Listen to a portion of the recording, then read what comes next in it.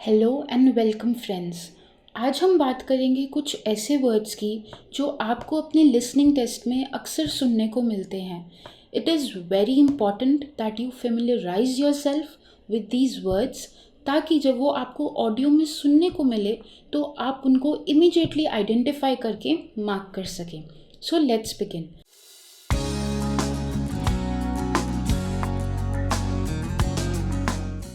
सबसे पहले तो इट्स इम्पॉर्टेंट कि आप सारे डेज़ के नाम याद रखें। नाउ व्हेन आई से डेज़ के नाम, आपको यहाँ पर दो चीज़ें याद रखनी है।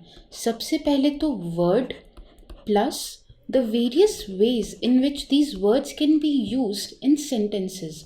फॉर एग्जाम्पल, अगर मैं लिखती हूँ ट्यूसडे, तो ट्यूसडे में आपको ट्यूसडे की स्पेलिंग भी पता होनी चाहिए।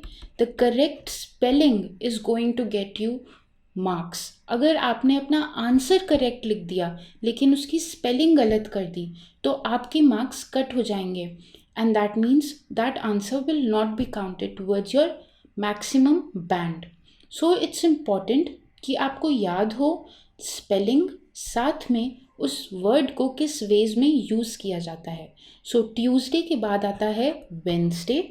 नाउ अक्सर वेंसडे को प्रोनाउंस किया जाता है वेंसडे, बट उसकी स्पेलिंग होती है वेडनेसडे।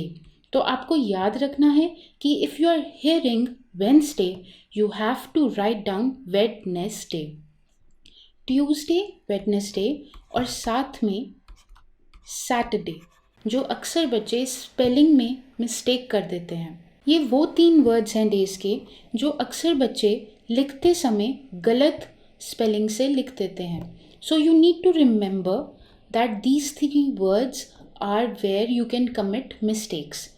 चलिए ये तो बात हो गई डेज़ की। अब बात करते हैं कि इसको किन वेज में यूज़ किया जा सकता है। सो ट्यूसडे, वेंसडे एंड सैटरडे को अक्सर कॉन्वर्सेशन में वैसे ही यूज़ किया जाता है जो उनका एक्चुअल मीनिंग है, that is days of the week.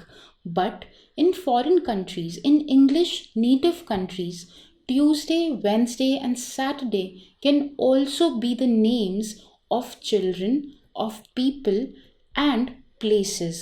For example, you can go to the Friday kitchen or the Tuesday kitchen, or you might encounter a child जिसका नाम है Wednesday. So these are common words that are used as names of people also.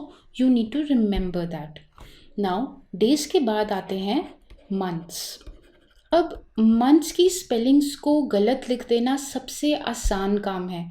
So when you are spelling और writing the name of months, you need to be very aware कि आप उनकी spellings को सही तरीके से use कर रहे हैं। Now I will spell all the words for you. This is January, this is February. You need to remember कि फेब्रुअरी में 2 आर आते हैं। March, April, May, June, July are easy words. इसके बाद आता है अगस्त। अगस्त के बाद आते हैं amber months.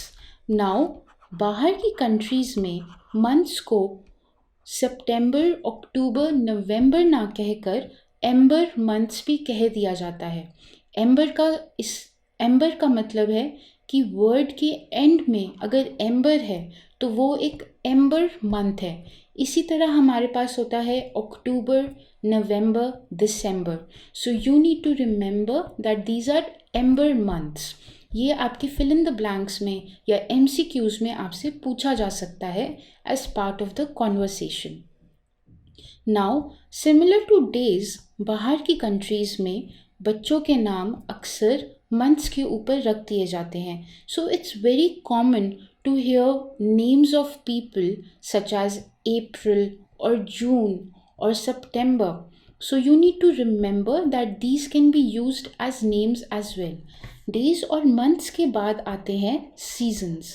Now seasons similar to days and months can be used as names of children also. Specifically, summer is a very popular name outside. उसका कारण ये है कि बाहर के देश बहुत ही ठंडे होते हैं और वहाँ पर विंटर्स बहुत ही हार्श होती हैं. So if a child is named as Summer, it means that it represents sunny days. Summer के साथ साथ बहुत ही कॉमन वर्ड है जो आपको सुनने को मिलेगा, वो है ऑटम. नाउ फ्रेंड्स रिमेंबर कि ऑटम की स्पेलिंग में एम के बाद एन आता है. अक्सर हम सुनते हैं ऑटम, एन साइलेंट होता है, but when you are writing down your answer, you need to remember that N is also part of the spelling. Summer, autumn, फिर होता है spring. Spring के spelling easy है. I hope you don't end up marking that wrong. उसके बाद रह जाता है winter. Now these are the names of the seasons. You need to remember all of them. You will hear them as part of section 1 और section 2 usually.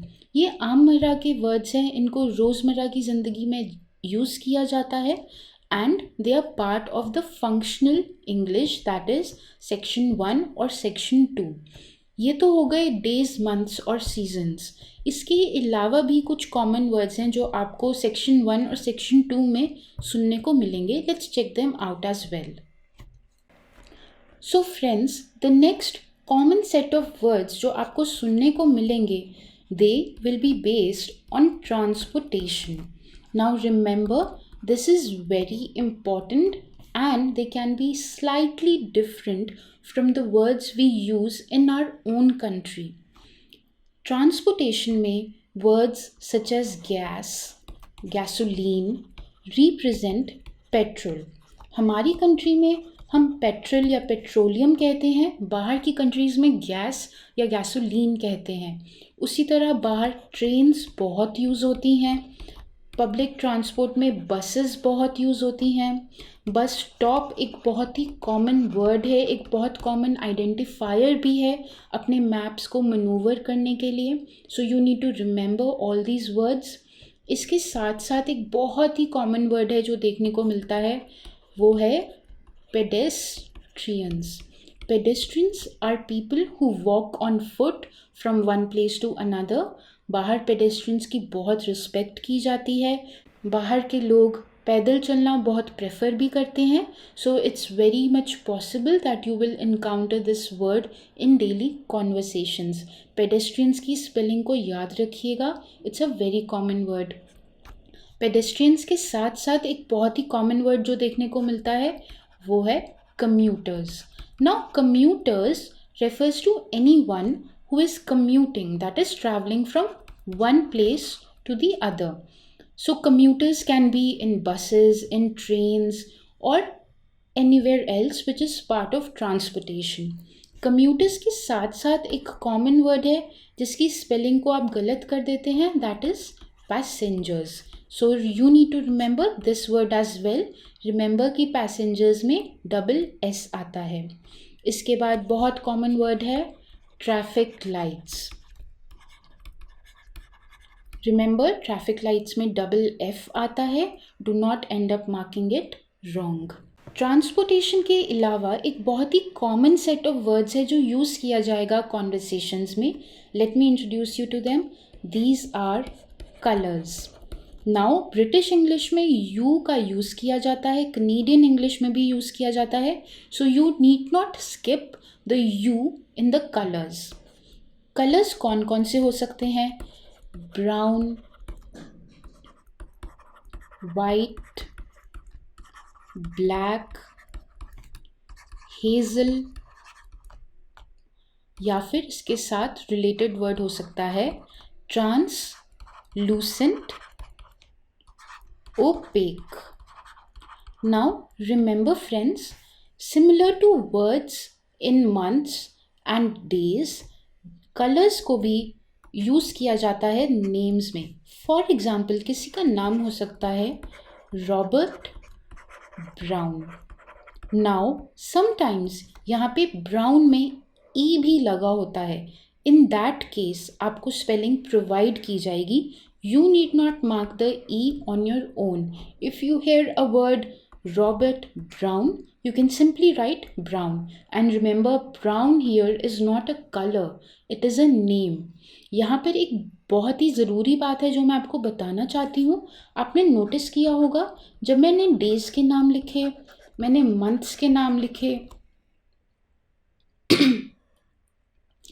और मैंने transportation का नाम लिखा, तो मैंने हर जगह कैपिटल वर्ड्स का यूज़ किया। For example Wednesday, for example January.